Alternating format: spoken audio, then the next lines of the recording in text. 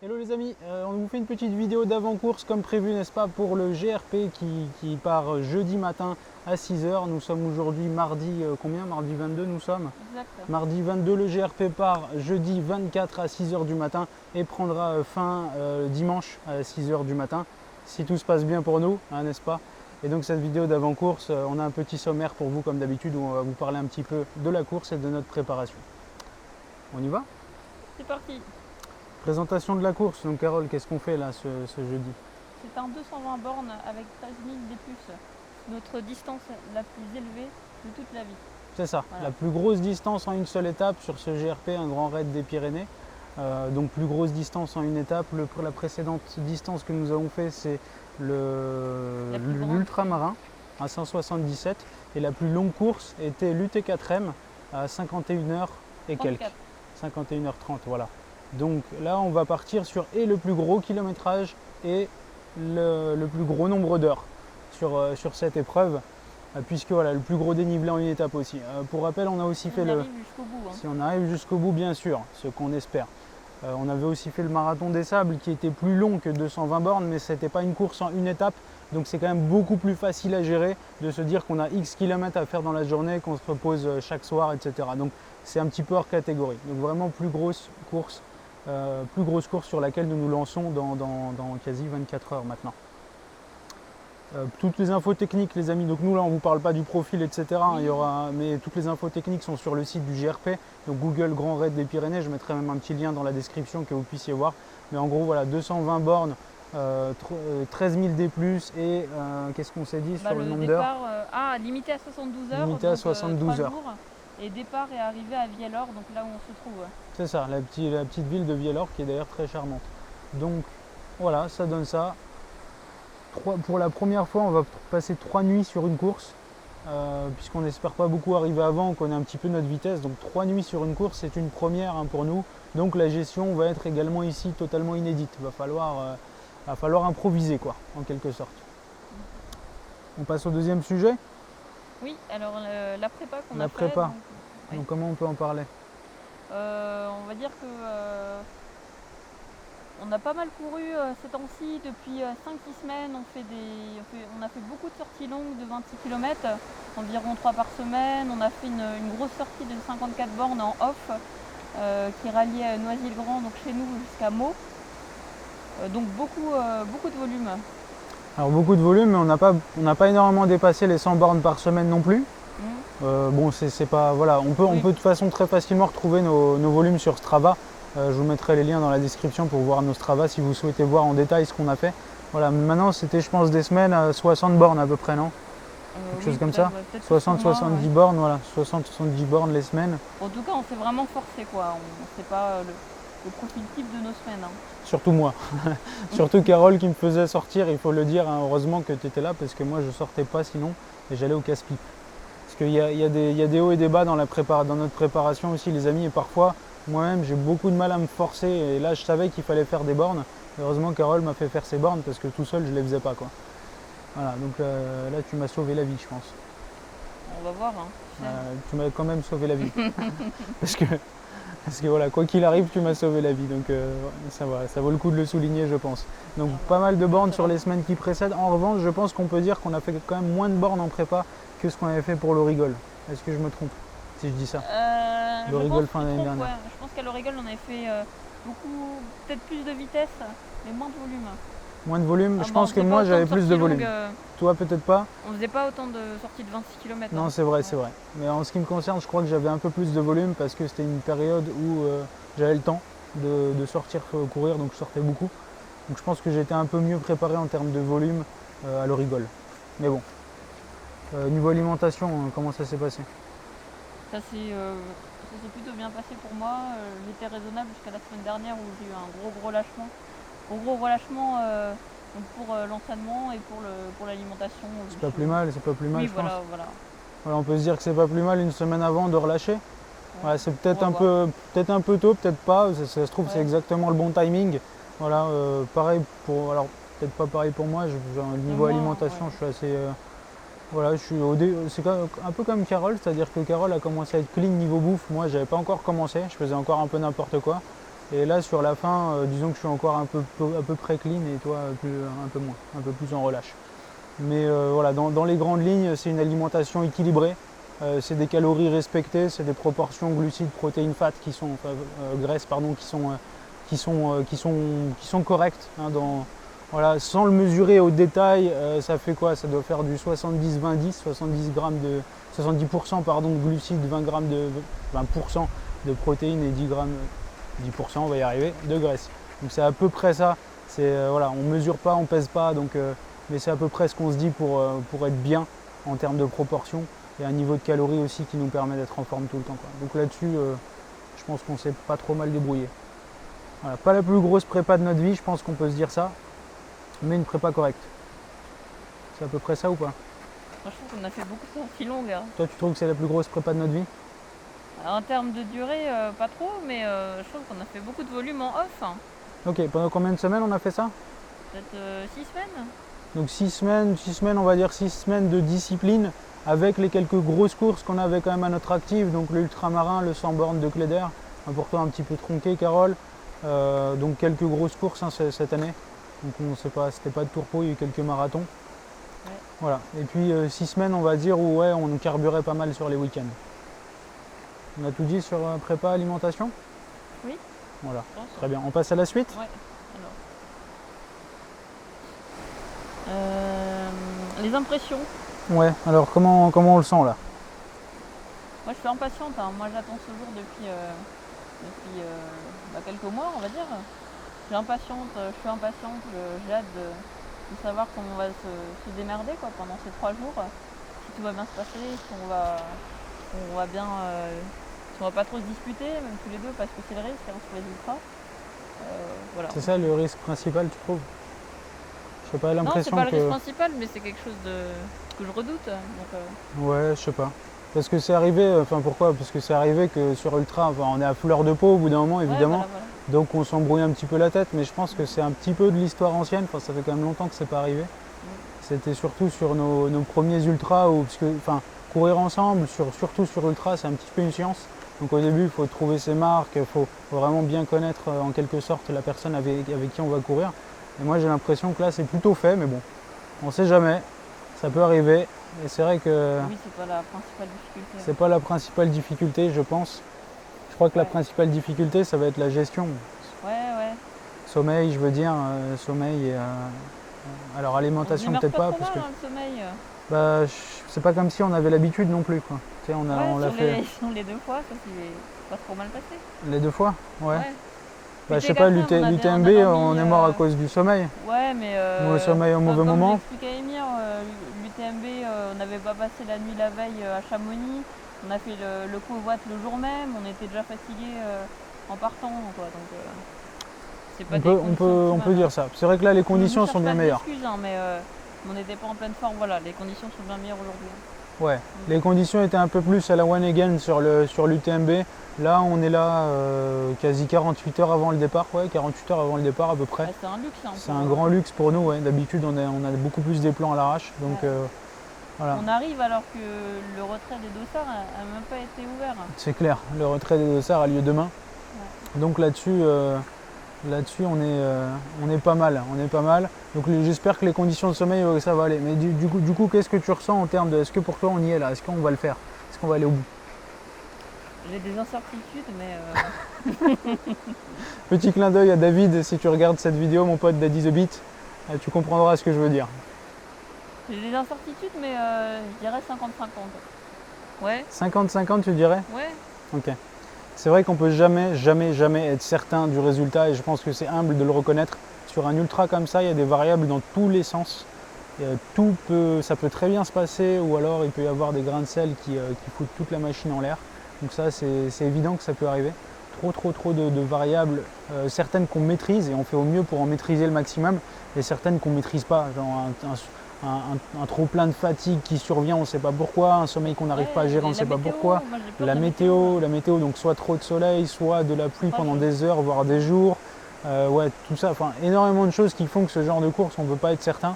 Maintenant, j'ai envie d'être plus optimiste que toi et de se dire que ouais, je pense qu'on vaut mieux que 50-50. Je crois que j'étais déjà trop optimiste. Hein. Tu crois? Bah, je croyais pour Ouais. toi, mais Non, j'aimerais bien me dire qu'on vaut un peu plus que 50-50. Maintenant, c'est vrai que j'ai aussi envie de partir en me disant, on fait au mieux, sans penser à ce que le but ultime c'est 220. Alors pourquoi? Parce que je pense que ça décharge d'un poids de faire comme ça. Dans un coin de ma tête, j'aurais envie évidemment de le terminer, puisque on ne prend pas le départ d'une course sans vouloir la terminer. Maintenant, se dire qu'on fait au mieux, et pas forcément qu'on fait 220, c'est se dire j'avance, j'avance autant que je peux, et il n'y a pas de fatalité, quoi. Et on se dit pas, on pourra pas se dire par exemple au bout de 110 bornes, merde il reste 110. On se dira juste on va au prochain ravito et on avise. Et ainsi de suite, et ainsi de suite. ouais. Ça décharge, on va dire, Ouais. ça décharge le cerveau, quoi. Ça fait moins peur en quelque sorte. On va au prochain, on fait au Ouais. mieux pour aller au prochain, et ainsi de suite. On Et raisonne en termes de base vie, c'est pas mal. on Ouais. raisonne en termes de base vie, de combien d'heures avant le prochain ravito, combien de kilomètres avant le prochain ravito, Ouais. et ensuite on avise systématiquement. Donc je pense partir comme ça.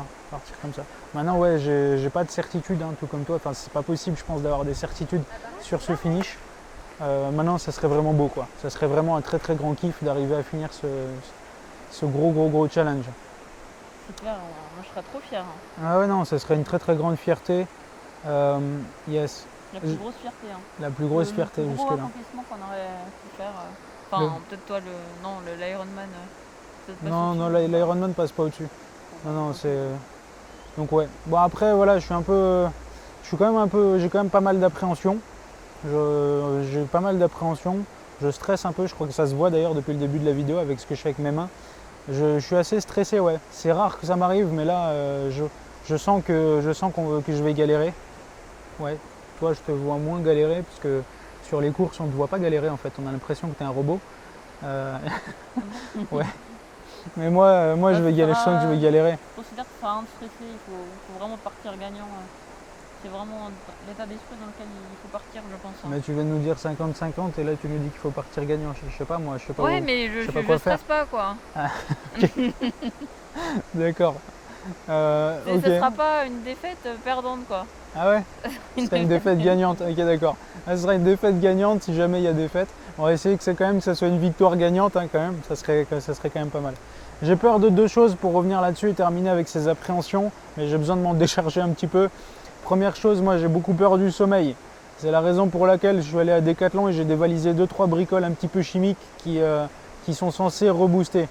Donc les bricoles de chez Aptonia, là, ils ont un rayon un petit peu muscu où dedans il y a des trucs revitalisants à base de magnésium, potassium et plein de vitamines, enfin des trucs en cacheton là. On a pris de l'isotonique de chez Chimpanzee, donc là on fait un petit coucou à Boutique Vegan qui nous a pas mal fourni aussi pour ce qu'on va avoir sur cette course, donc des barres, on va y revenir. J'ai pris donc là honnêtement pour la gestion du sommeil, ça me fait tellement peur ce truc et j'ai tellement pas envie d'être plombé par ça que je me dis j'en ai rien à faire. S'il faut prendre des cachetons chimiques, ce que je fais pas d'habitude ou que j'évite au mieux, bah là je les prendrai pour le coup. Donc c'est un peu le choix que je fais, quoi. C'est vraiment le joker. J'ai envie de me dire si jamais je suis mort et que j'arrive plus à ouvrir les yeux, au moins j'essaierai un truc, j'aurais pas rien tenté. Et quitte à ce que ça soit pas un truc naturel, parce que j'ai rien de naturel pour me réveiller complètement de manière magique. Alors on va essayer ça. Peut-être le citron. Je vais essayer aussi le citron, mais voilà. Donc ça c'est la première appréhension. Et la deuxième c'est évidemment l'usure du corps, mais en particulier l'usure du dos, l'usure des cervicales notamment, où j'ai beaucoup de problèmes en général en ultra. Et ça me plombe pas mal la course parce que voilà, ça tabasse en haut là et c'est vraiment très très dur. Donc pour limiter ça, les sacs un petit peu allégés, au mieux allégés. Pour limiter ça également, la frontale que je prendrai, je pense, une bonne partie de la course à la main pour éviter le poids sur la tête.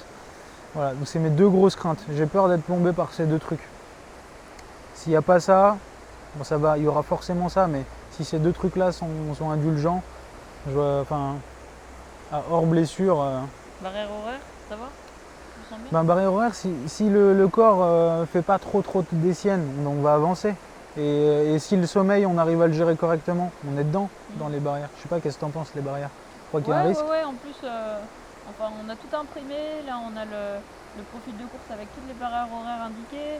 Cette fois-ci, on sera vraiment au taquet, pas comme sur l'UTMB. Donc, on sera, je pense que je serai en stress pendant toute la course de peur de les dépasser. Donc, à mon avis, on va pouvoir gérer ça, ouais.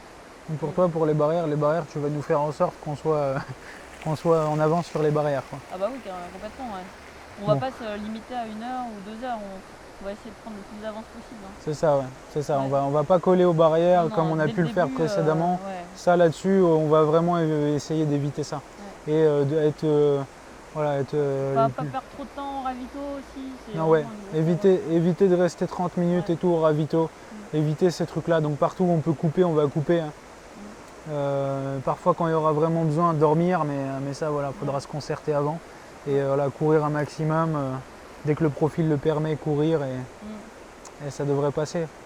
Je pense que notre condition, alors dire que notre condition physique le permet, non, j'en sais rien du tout, mais j'espère. J'espère, parce que vu qu'on n'a jamais fait une telle course, dire que notre condition physique va le permettre, bah, seul l'avenir à court terme va nous le dire. Voilà, moi j'ai beaucoup parlé sur ce sujet parce que j'avais de l'appréhension. Et toi, du coup, tu as des choses à ajouter ou... Non, moi, non, c'est bon. ça va vraiment. Ça va. Je suis beaucoup plus impatient que stressé, angoissé. Je suis pas du tout angoissé. J'ai hâte de découvrir, vraiment. Super. Sujet suivant. Oui. La stratégie gestion de Ouais, course. bah, alors stratégie est un grand mot, hein, on m'avait déjà repris sur ce sujet. Ce ne sera pas vraiment de la stratégie, mais voilà. Du coup, stratégie aussi, c'est quelque chose de cadré avec des règles solides et tout. Je pense que nous, on en a déjà un petit peu parlé au début, on va aviser. À chaque ravito, on va aviser. Ce qu'on fait, c'est qu'on coupe partout où on peut couper. On évite de passer trop de temps au ravito. On dort que si c'est vraiment strictement nécessaire et après avoir essayé de bouffer des trucs un petit peu revitalisants. Au niveau des ravitaux, être équilibré, donc bonne ration de protéines, autant que possible des rations de protéines aux bases vie. Aux bases vie, on met des protéines, Ah on met des protéines, donc de la protéine en barre, de la protéine un petit peu en complément en shaker, un petit peu, pour le côté pratique évidemment, mettre ça dans une boisson, ça va beaucoup plus vite que d'essayer de s'absorber des quantités de protéines dans d'autres aliments. Disons que là, il faut vraiment être focus sur l'équilibre. Et l'équilibre, si on peut l'obtenir avec des aliments un petit peu ou des compléments alimentaires, on le fait quoi. Pour le coup, on le fait. Et gestion du sommeil qui est au moins 2 heures par tranche de 24 heures, hein, quelque chose comme ça. Après, je dis au moins, il n'y a pas de au moins. Ça sera. Ça dépend si on gère bien ou pas. Si on gère bien ou pas. Beaucoup, hein, 2 heures sur une tranche de 24 heures. Par rapport à ce qu'on a fait sur l'UT4M. Ouais, sur l'UT4M, on avait dormi moins d'une heure sur 51 heures. Donc là, sur 72 heures, si on peut dormir, si on arrive, si nos corps veulent bien, on dormira peut-être 4 heures, voire moins. Enfin, il n'y a pas de règle. En fait, la stratégie, c'est trop un grand mot. Il n'y a pas de règle, c'est de la gestion. Ce sont les variables, je l'ai dit très souvent dans des vidéos, on va le redire une fois de plus, je pense que l'ultra, c'est gérer des variables qui font qu'évoluer. Chaque heure de course, même chaque minute de course, ça fait qu'évoluer. Il faut se constater où on en est, constater l'autre où il en est quand on est deux, et aviser avec ça. Voilà, c'est tout l'art d'une course de gestion, je crois. Si on part avec un plan bien défini, il y a toutes les chances du monde que ça se passe pas comme prévu. Donc je crois que c'est pas spécialement la peine de partir avec un plan carré, quoi. En tout cas, on dormira vraiment très tôt la veille pour être le plus en forme possible dès le départ. Ouais, c'est ça. Quitte à se coucher à 19h. À l'heure des poules. Ouais. Yes. Bon, la stratégie est un grand mot, mais aviser tout le long, composer, n'est-ce pas? Ceux qui comprendront la référence. Donc composer avec ce qu'on aura sur ce GRP. Je crois qu'on a fini avec les sujets qu'on voulait aborder. Un peu d'équipement? Oui. Alors, quoi de neuf sur l'équipement? Je pense qu'on est quasi pareil qu'avant en fait. Ouais, pas de bâton, les mêmes. Toujours pas de bâton, ouais. Donc ça, je pense que du bâton, on va en voir. Hein. Et nous, on n'en a pas. Toujours pas. Ton sac, c'est vrai. Ton nouveau sac Red Light que tu as déjà présenté, c'est un Olmo de 20 litres, je crois. Un Ultra Vest de 20 litres. En ce qui me concerne, c'est toujours un vieux sac Kalenji que j'ai depuis des années maintenant, qui est à moitié pété, mais qui est encore vivant et qui me va bien. On va y aller avec des bidons, pas avec des poches à eau, on a déjà expliqué pourquoi. Parce qu'on estime que sur Ultra, c'est beaucoup plus pratique et que la poche à eau, ça nécessite trop de gestes. Et en Ultra, on n'est pas toujours lucide, toujours précis. On a envie d'aller vite, donc dévisser un bouchon, ça va 10 fois plus vite que ouvrir un sac, sortir une poche, dévisser une poche, remplir. C'est trop de gestes. Donc on part sur des bidons toujours. Au niveau des pompes, chaussures. Saucony Trail. Je suis pas hyper convaincue parce que elles sont justes en fait. En Donc, termes si de mon taille, pied, si ton pied si mon gonfle. pied gonfle, ça sera trop juste. Ça risque d'être serré. Et tu fais quoi dans ce cas-là du coup? Je mets mes 5 fingers dans une base vie. Dans une base vie pour Ouais, changer. au cas où vraiment si ça se passe pas bien. Ok. Ok. Bah, du coup, en ce qui me concerne, et je remercie David encore une fois, mon pote Daddy The Beat, c'est les Skechers Go Trail que tu m'as filé qui vont faire cette course. Et je pense que ça sera peut-être leur unique course, à voir leur état à la fin de ce GRP. Quoi d'autre comme équipement? Bah, écoute, je pense qu'on a fait le niveau équipement, c'est à peu près tout. Des bidons, un sac, des Skechers Go Trail.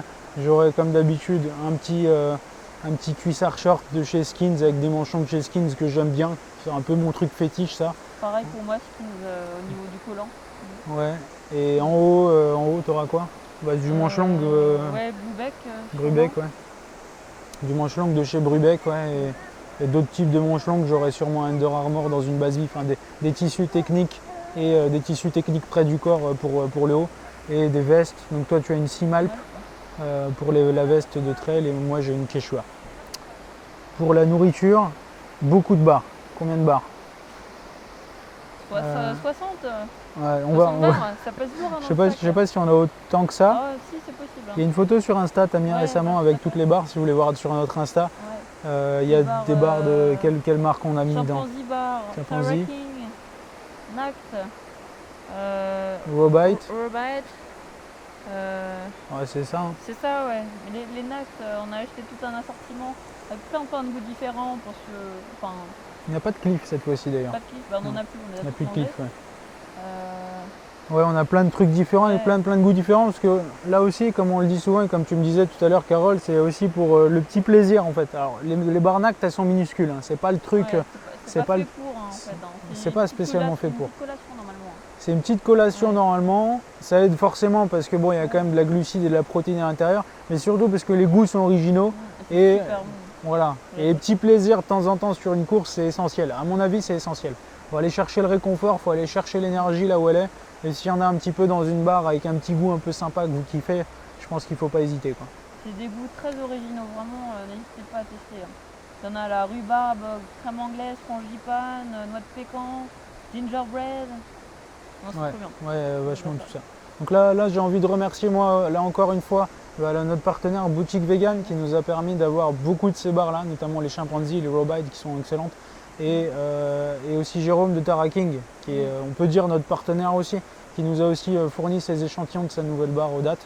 Donc on n'a que des barres avec nous, le reste on composera avec les ravitaux du GRP, mais là sur nous on a ramené que des barres et une grosse quantité de barres, donc je pense que... Des cacahuètes aussi? J'ai des cacahuètes, ouais. J'ai un petit mix de cacahuètes, merci Farah, tu me les as donné sur la No Finish Line.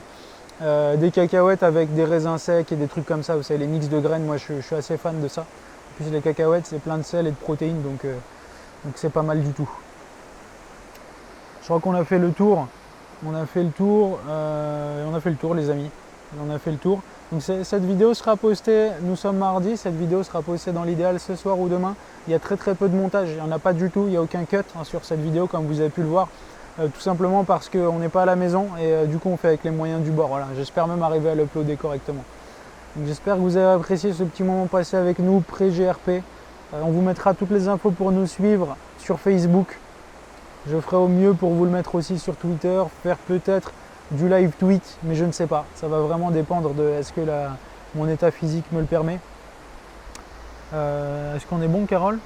On se quitte maintenant et voilà, du coup on vous laisse de quoi nous suivre et voilà, si ça vous fait plaisir, envoyez-nous des messages, des choses comme ça.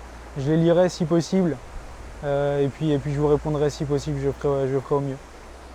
Les amis, il est temps de vous quitter les amis, donc on se dit à très bientôt pour de nouvelles aventures, donc pour la vidéo du GRP, je pense que ce sera la prochaine que vous verrez à partir de là. Et puis sur ce les amis, à très vite et puis kiffez la vie. Ciao.